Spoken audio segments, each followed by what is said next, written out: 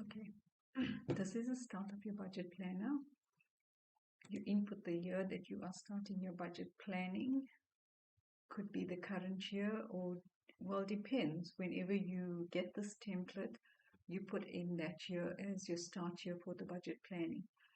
Just an FYI, this budget planner is created for a 10-year period. So if you started this year, you would be able to track your budget for 10 years.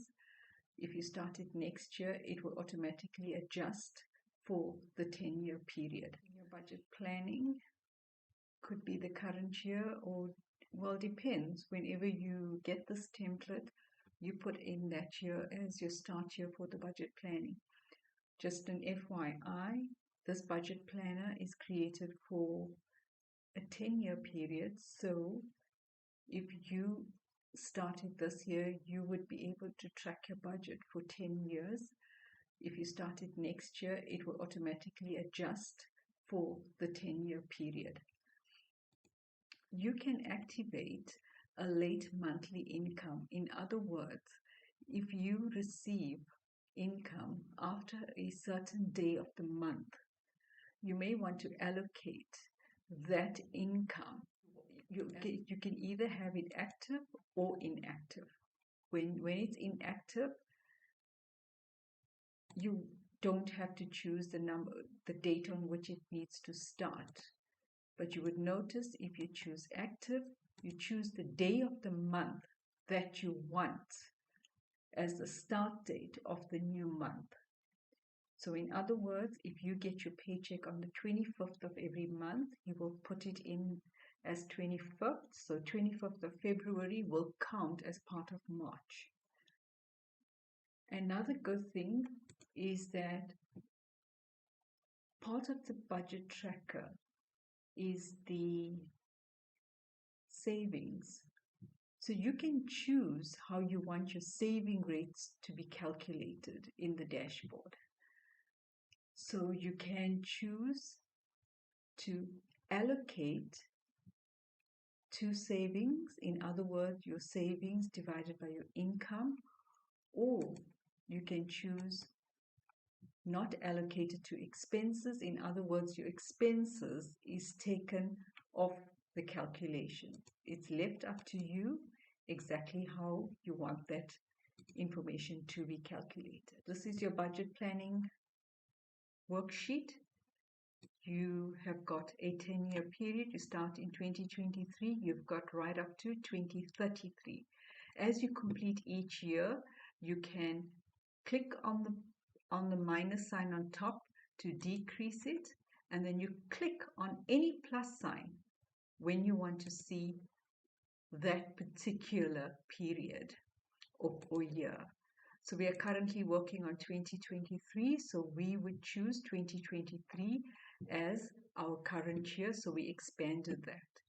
Then what you need to do is, you would see you've got your income, you've got all your income, all your expenses, and all your savings.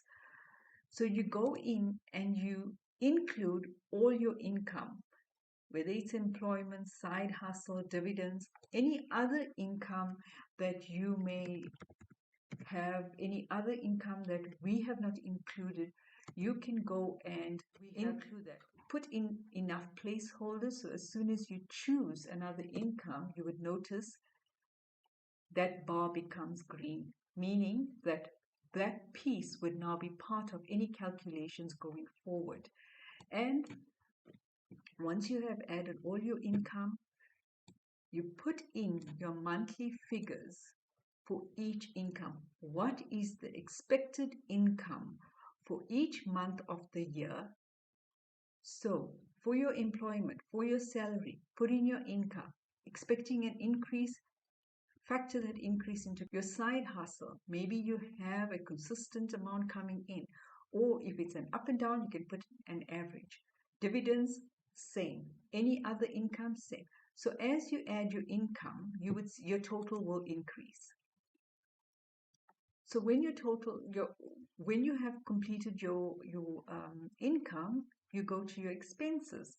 The same as with income, we have put in placeholders.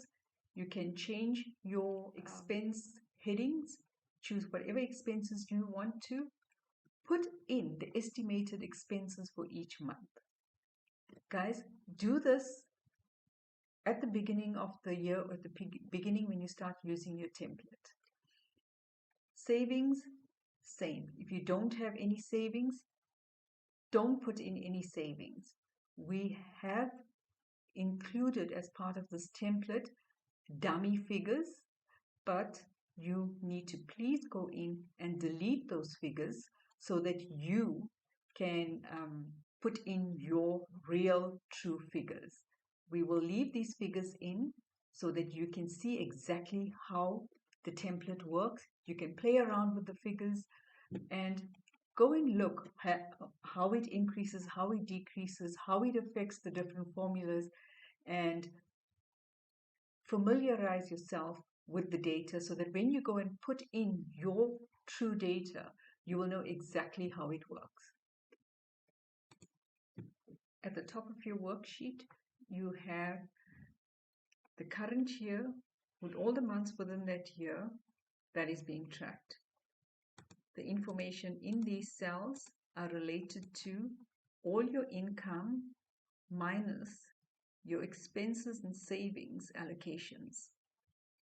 So if you have an income of 4,800 and expenses of 2,900 and savings of 1,750, an amount of 1,750 allocated to savings, you have a total of 4,650 and your income is 4,800.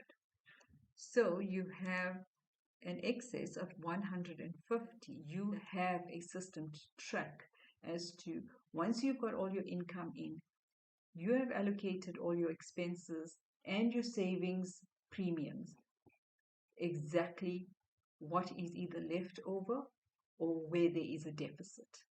You will be able to easily pick that up. And then you have your budget tracking. So here we have put in dummy data as well.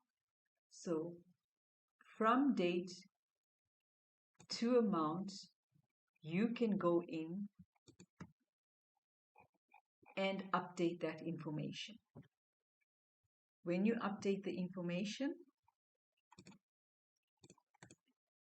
you can include any details that you would like. This will automatically update. It will add your income, delete your expenses, include the effective date based on the information that you had included on your settings page. Your information up here, today's date, you do not have to do anything with this information. It will dynamically update as you input information. So it will give you today's date. It will give you the date when the last record was updated. So if we put in July, you will see that it will update. See that there are the number of records that are being tracked, and it is based on the year. So this is for the current year. So if we take off to 2022 and we include any information, and as we include information for 2023, you will see the number of records tracked this year will increase. We have included a drop down for you to easily choose your information, and as you update your information, you will see this information at the top dynamically updates. And then we have your budget dashboard. On this dashboard, there is absolutely nothing you have to do. There's no inputs. All the inputs on this dashboard is based on the information that you had input in the first 3 sheets. So when you go in here, you will see that the information in here is all done for you. It's based on the information you input. So if you just leave it as the current year, and for the total year thus far, That's the information that you have. The year, the period is based on what you are choosing in here, whether it is the current month. If you choose current month, it will bring up the information for July, and because we haven't put in any information for July, you don't have much to see. But let's go to January. You will see that January is the current period for the year 2023, and the period is 100% complete. There isn't any balance left to be allocated for that period, and for that period your savings is 42% of your income. We will work on the figures for the total year. I want to show you the period savings rate. It's a running total, so currently we have chosen not allocated to expenses, which means that your expenses are not taken into account. So if you look at that, your savings is 46%. But if we allocate this to savings, it's much lower. It's 21%. It's left up to you what you would like to do, whether you just want your savings and your income divided by your income, or whether you want it to be not allocated to your expenses. As you continue completing your spreadsheet, you can choose the different years. You can do your comparisons. Your total year, you can see your income that's been tracked, that's been budgeted, the completion percentage, and exactly what is remaining. Whether you have exceeded your budget, your expenses, your savings. Same principle as to what is tracked, what is budgeted, completed percentage, excess, and remaining. We also have your pie charts with all your tracked information, and then you will see your tracked versus your budget. You have the option to look at whatever information you would like. Do you want to just look at your income?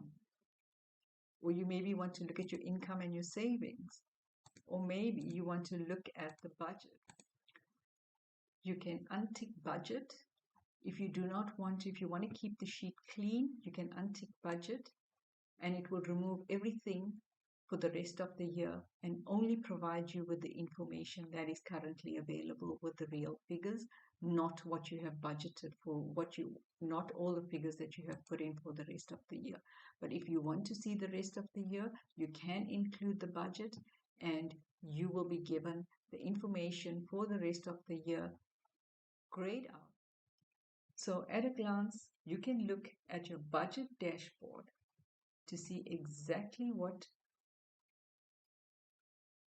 your personal budget looks like based on the information you have put in for the year on your income, for the year on your expenses, for the year on your savings, and how you are tracking for the year against each month.